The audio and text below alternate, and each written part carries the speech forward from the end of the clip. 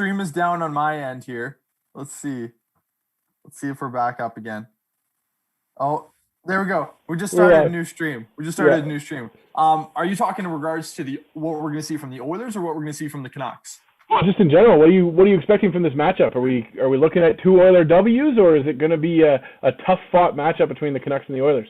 Well, obviously we saw them split these 2 series, or the 2 games in that opening series of the NHL season for these teams. But you're looking at this team, the Canucks, and Elias Pettersson had a really slow start to the season. We've seen Jake Virtanen, who's been terrible. He's got 1 goal so far this season, I believe. And Niels Hoglander, a rookie for the Canucks, he's really starting to contribute in his own way. But I look at this and I think, correct me if I'm wrong, I believe in that second matchup of that series, did McDavid have a hat trick in that second game? I think he did. Yeah, I think you're right.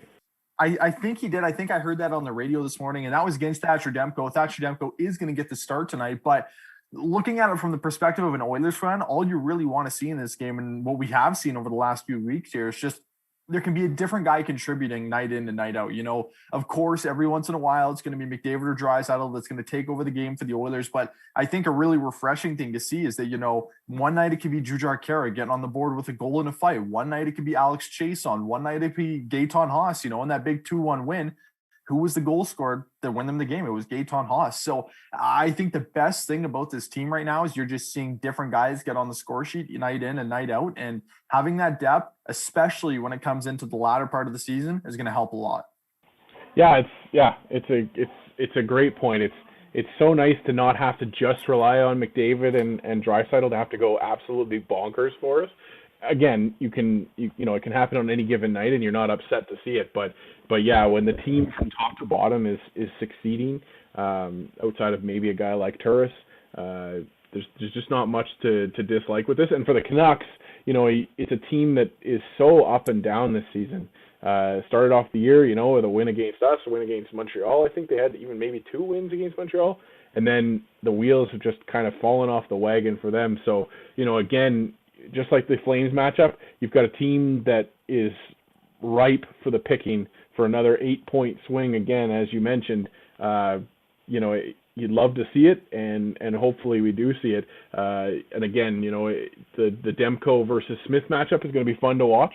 I think Canuck fans probably are hoping, or we're hoping for more from Demko this season, and definitely have been hoping for more from Holtby. So come in and victimize both those goalies, and hopefully we can come out with those 4 points.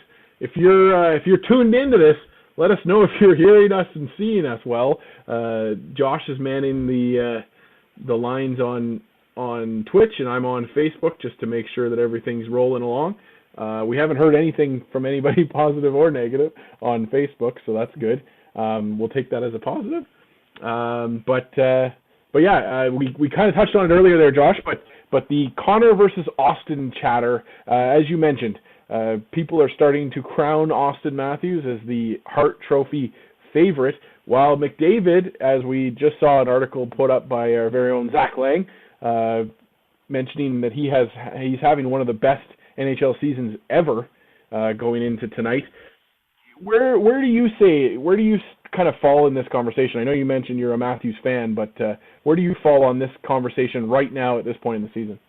Well, if you're looking at what Connor McDavid has done so far this season in regards to a point per game basis, he's putting up 1.85 points per game at this point right now. If this is a regular NHL season, he would be on pace to exceed 130 points, which is absolutely, that's absurd. We haven't seen anyone do that, I think, since before the lockout season. So, obviously, you take goals, you take assists into account, you take in, the two-way action of each player. But I think when you look at it, I think the reason that Matthews is getting so much attention right now is just because it's goal scoring. This guy, he's got 18 goals, I think, so far this season, 18 goals in 19 games, that's unbelievable. Even if you're an Oilers fan, even if you drink the Kool-Aid just like me, you look at the numbers that he's putting up, and it's insane. I think sometimes I even surprise myself when I'll see the Leafs are playing, I'll see they're up 1-0, and I open the score app, and who's the guy that scored? It's Auston Matthews. And, he's starting to get some of that notice around the league. Not saying he didn't have it before, but I think there's a lot of people that are all of a sudden starting to maybe bring Matthews up the food chain a little bit and maybe try to get him a little bit closer to McDavid. You know, we heard Cassie Campbell say on Sportsnet Radio yesterday that she thought that Austin Matthews is actually more of a complete player in his game right now, which I know people ran with that one on Twitter, and they were looking at Corsi, they were looking at plus minus and saying, how could you say that? Connor McDavid's puck possession when he's on the ice just blows everyone else out of the water. But, you know, I think that it's so tough for me. You know, Matthews is second on his team in scoring right now.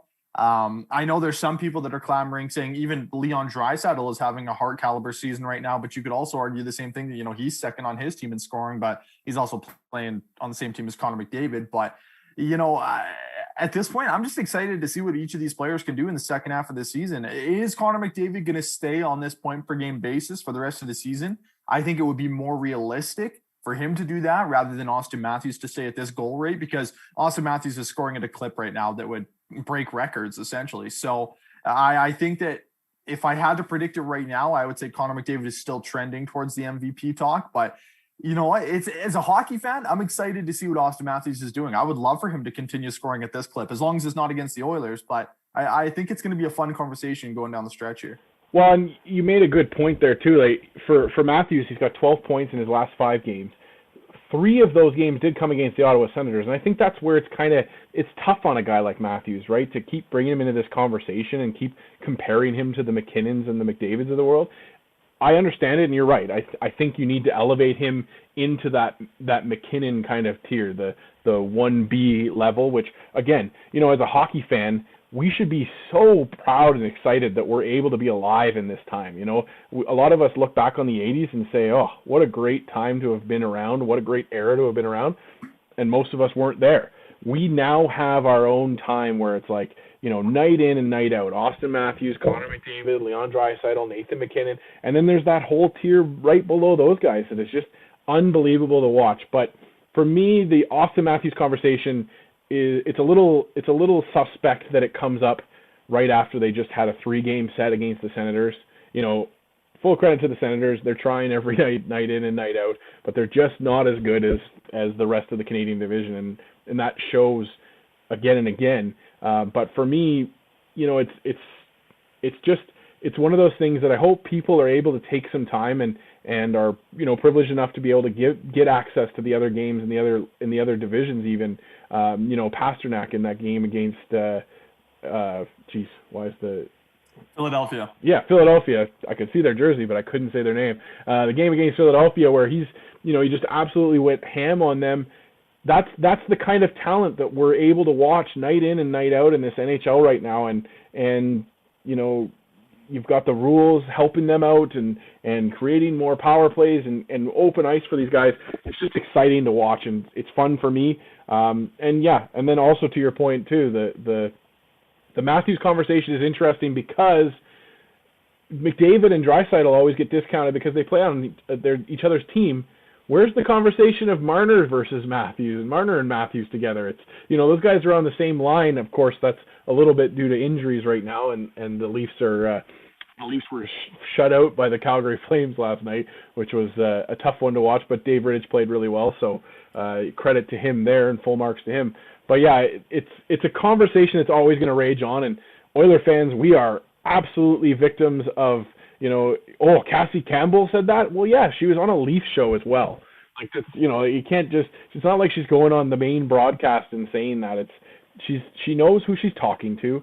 She understands the people that are listening to her, and she wants to make them happy. But Oiler fans also need to kind of chill on that because, yeah, Matthews right now is scorching hot. He's not He's not Connor McDavid over the whole season, but give the man his due. You know, he's a great player to watch, and it's fun to watch for us. But yeah, the great conversation there. See a lot of people checking in on Facebook now. Dylan James Cardinal would like us to start the show again because he was a little bit late.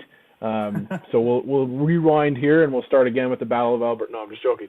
But if you have anything you want to hear us talk about, I know it's just Josh and I, and we're bringing with the heat here. But if you've got anything you want to hear about, let us know in the comments sections of the Twitch, Facebook. We're live everywhere right now. But I just wanted to kind of talk, Josh, I don't know about you, but I've been tuning in around the league, and man, is it fun to be a fan of hockey right now. We've talked about it with the Matthews and the McDavid thing, but is there a team out there that's got you kind of excited that isn't necessarily in the North Division?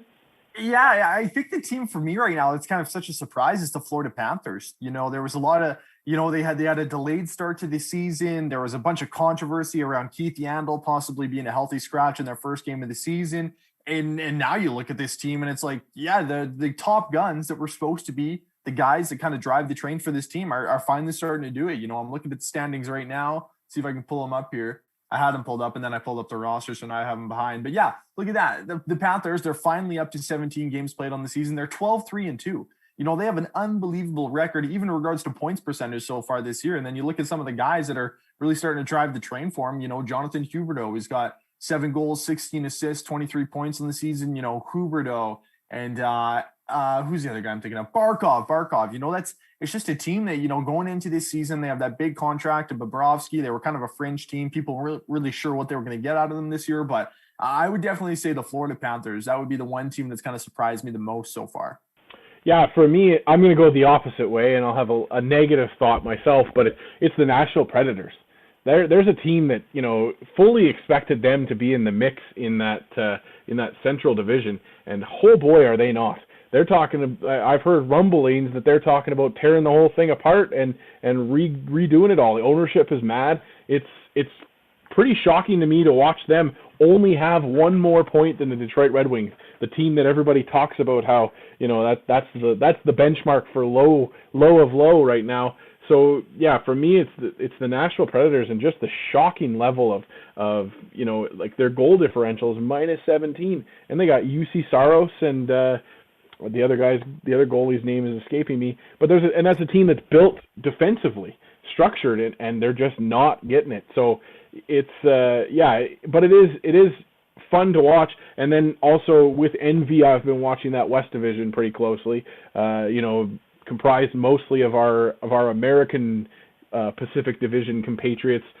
Vegas is absolutely feasting on some of the lower level teams, but really, the Los Angeles Kings are in a playoff spot right now, which I don't think at the start of the year, if you and I had said, let's pick that West Division, we're not putting the LA Kings. I wouldn't even have had them in the top 5 and 6, but here they are, and they're able to, Todd McClellan, he's a hell of a coach.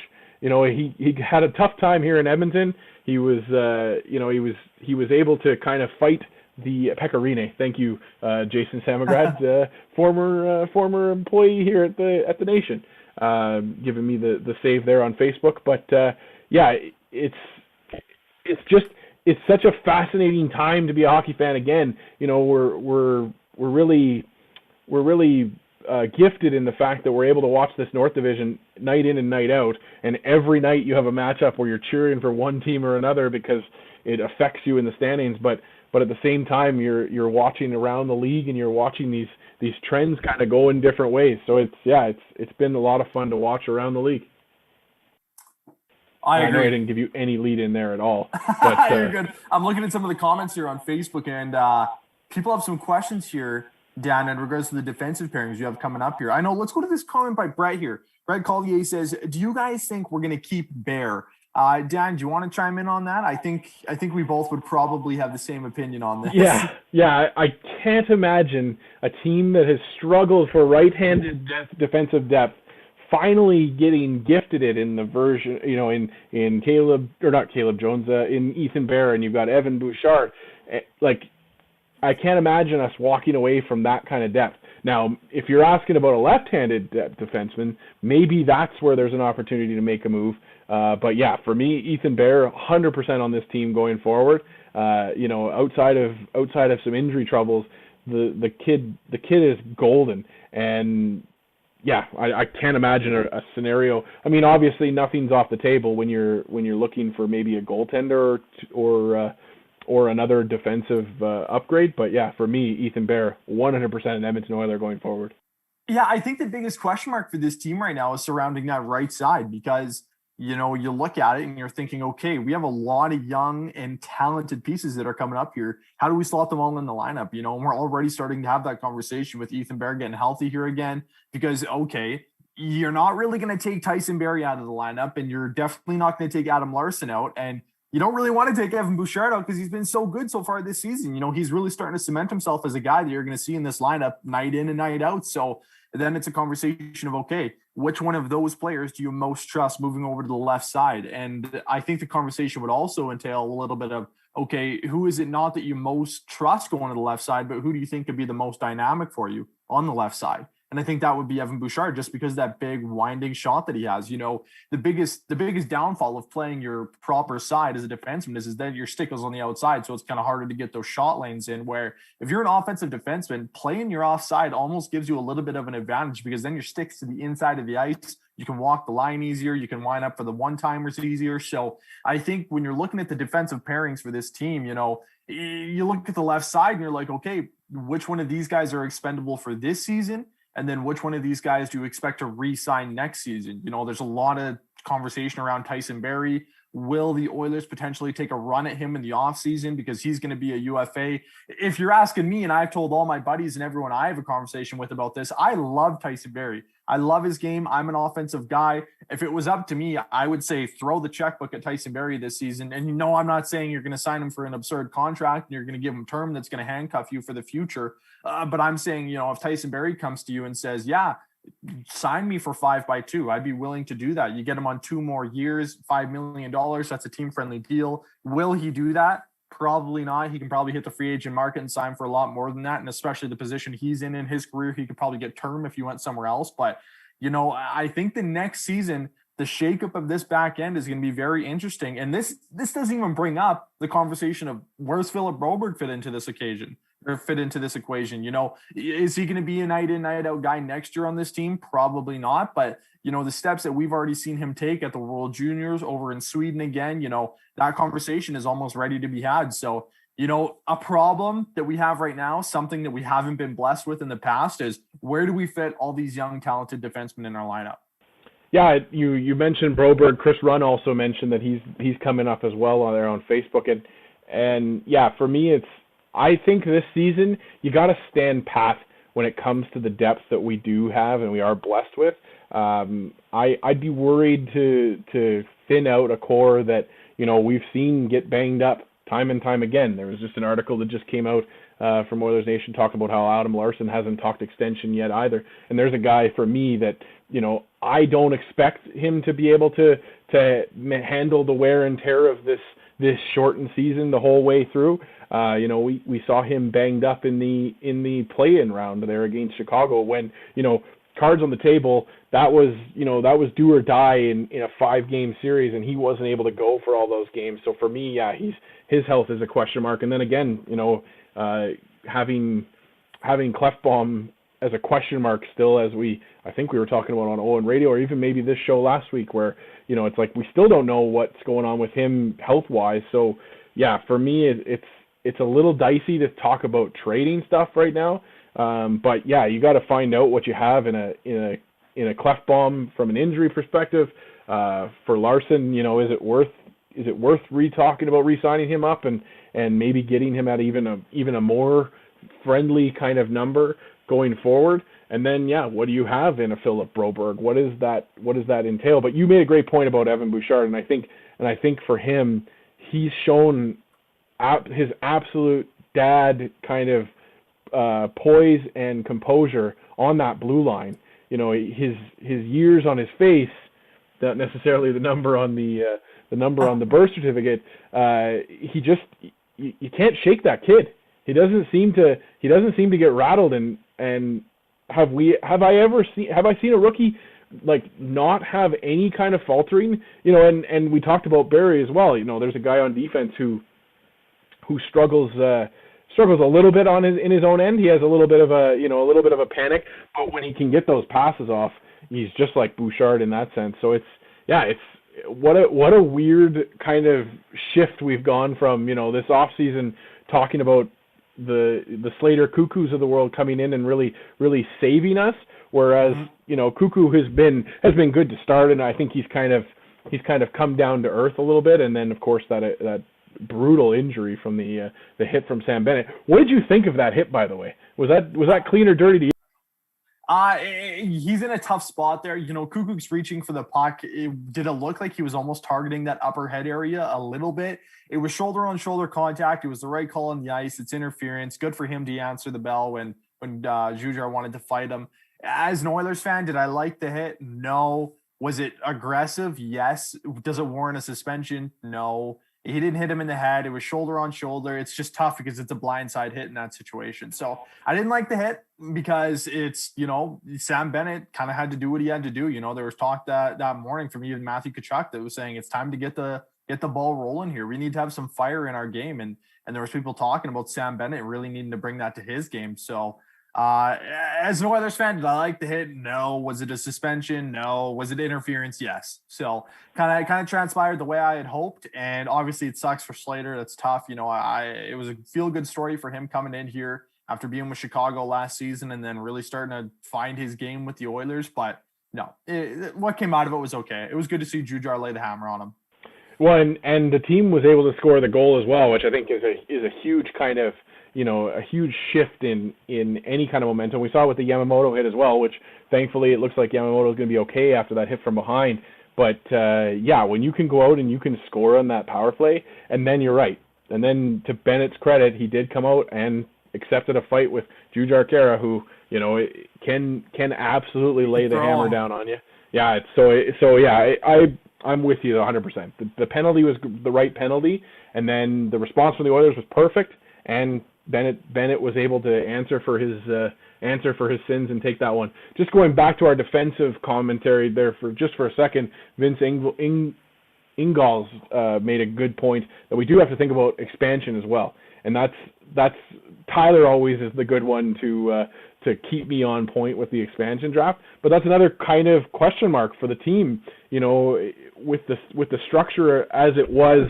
I don't think we know exactly yet we don't know exactly yet what the rules are going to be, but we assume that they'll be the same as the Vegas transaction. You have to probably look at defending or protecting 4 of your defensemen, which is a dicey proposition.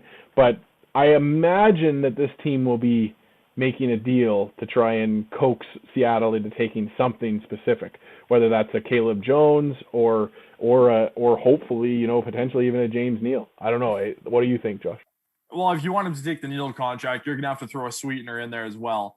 And, I think the likely situation at this point is it would be Caleb Jones who would probably end up getting claimed. But, I forget who it was. It's Les Barker here in the comments mentioning as well that, we don't know for sure what's going to happen with Clefbaum, but he could be back next season as well. And that even adds another wrench into that left side situation.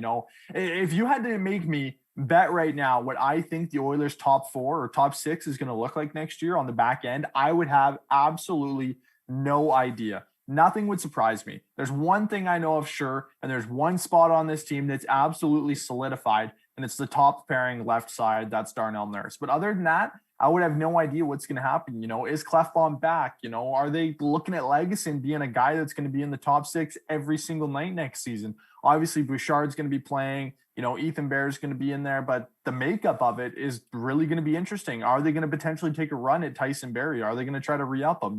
It's wild to me. And with that being said, I think depending on what you do with the Barrie contract, depending on what you do with, the expansion draft, if you do end up losing Caleb Jones or potentially Willie Legason or someone like that, I think that could also bring into play whether or not you want to try to sign Adam Larson again. With the reurgence or whatever the word is, with the reemergence. I can't even talk. The reemergence of Evan Bouchard and his play right now, and Ethan Bear, and depending on what happens with Tyson Barrie, Adam Larson. If I had to guess right now, I'd say it's probably 50-50 whether or not he plays on this team next year. We really have no idea. And I think the way that Ken Holland's going to approach that situation is say, listen, we don't have a ton of money. Well, they're going to have some money next season to throw around, but we got some young and upcoming guys. So if you want to play on this team, you're going to probably have to take a discounted ticket here. And realistically, if Adam Larson hit the free agent market, he could probably get a lot more money than he would here in Edmonton. And it'll really depend on how Ken Holland views him going in the future on this team. So it's going to be interesting, man. I don't know what's going to happen. You reminded me too. I was just reading on NHL.com. They do a trophy tracker by week-to-week basis, and they have Darnell Nurse as the second Norris Trophy candidate in the North, which is just like mind-boggling to me. If that guy keeps scoring goals like he has been, and and maintains the tight defense in the back end, is he in that conversation? What do you? Well, in the most recent Battle of Alberta hype video I put out that little funny BOA video. One of the clips I amazing put in video, was, by the way. Thank you, I appreciate that. One of the clips I put in was it was from the Anchorman when he was in the glass case of whatever, blah blah blah, when he was in the phone booth and he was talking about, I think Darnell Nurse is potentially a Norris candidate this season, and it's hard to argue against a guy that's in the top 2 in scoring amongst defensemen to say, well, why wouldn't he be in the conversation? And the one thing that I've noticed Darnell Nurse this season as compared to last is, man, he has expanded his game so much when it comes to moving away from the puck. He's dynamic when he has the puck on his stick, and he's really good at, jumping up in the rush. But I just watch him sometimes when he's away from the puck in the offensive zone, when he's jumping up in rushes, and he just seems to think the game so much more offensively this season, which I love. I absolutely love that. And even with Ethan Bear coming back, I would beg, please, Ken Holland, if you're watching this, which I imagine you are, please keep Barry and Nurse together. I love that combo. I think that they feed so well off of each other. And do I think that, he should be garnering Norris talk right now? It's so tough because it's such a split bag on Darnell Nurse, because people are like, he's so good offensively. But then some people are like, have you watched him in his own end? But he's not that bad. He's one of the Oilers' shutdown defenders, and I think he does everything for this team. You got to think, but he kills penalties. He plays 5-on-5 a lot, 30 minutes north of each and every night. He's on the second unit power play, sometimes also known as the first unit power play, and he's in there in all situations. He's an all situations guy for you. So, you're saying second in the north. I imagine the first would be Jeff Petrie. So it's Quinn Hughes.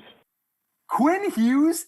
It's not Jeff Petrie? No, Petrie's listed as third, tied with Nurse for both. Okay, no, well, I completely disagree with that then. I think it should be Petrie 1, because he's been dynamic for the Canadians. And I think I would even argue that probably Nurse should be tied for first then. Quinn Hughes is -12 on the season. He's having a terrible season when it comes to his own end. And if you look at Quinn Hughes' points this season, I don't even think he has more than 2 goals. He's got. I think it's a little bit of. I think it's a little bit of giving Vancouver some love on that chart as well. You're right. Yeah. Petrie was first place last week, but also Montreal has had a little bit of a coming down to earth. Like Bergevin was being talked as the GM of the year when they started off their season in second in our division, but that seems to have cooled down since then. So hopefully, Brad made a good point. Did you throw any money down on Nurse to win the Norris Trophy, Josh? I didn't preseason. If you were putting money on it before the season started, I couldn't imagine the odds you would have got on that. That would have been wild. Eh? Well, You heard it here first on State of the Nation. Josh is calling it. Darnell Nurse is going to win the Norris Trophy. I love to see it. You love the confidence. Josh? I think he's the front runner in the North. I'll say that. I'll put a little asterisk beside it. If I'm picking one Norris winner this season out of the North, it's going to be Darnell Nurse. Beauty. I love it. Josh, it's been a pleasure to be able to sit down with just you and have an intimate chat here with all of our nation friends and family in the chat. Tune in next week. We will hopefully have the whole crew back in here. The graphics will look a little bit spicier because Tyler is the wizard of that stuff, and I'm just stringing it together as we go, hitting mute and all that good stuff. But Josh, thank you for the time. Thanks everybody for watching and tuning in. State of the Nation, live every Tuesday. I'm going to let Josh have the last word. I'm Dan from Oilersnation. Josh? No, Dan, I want you to wrap it up. I'm going to quickly mention, if you have time today, 4 o'clock, tune in. Jay and I will be doing the pregame show, getting you completely set for tonight's game against Vancouver. As always, Jay will have his lock of the week. We'll have our Deuce Vodka Mode players of the week. So make sure you check out 4 o'clock live on all the platforms you're watching on right now. Pregame show with Jay and I. Beauty. Couldn't have said it better myself, Josh. Everybody, you stay safe out there. Be kind, and let's go Oilers!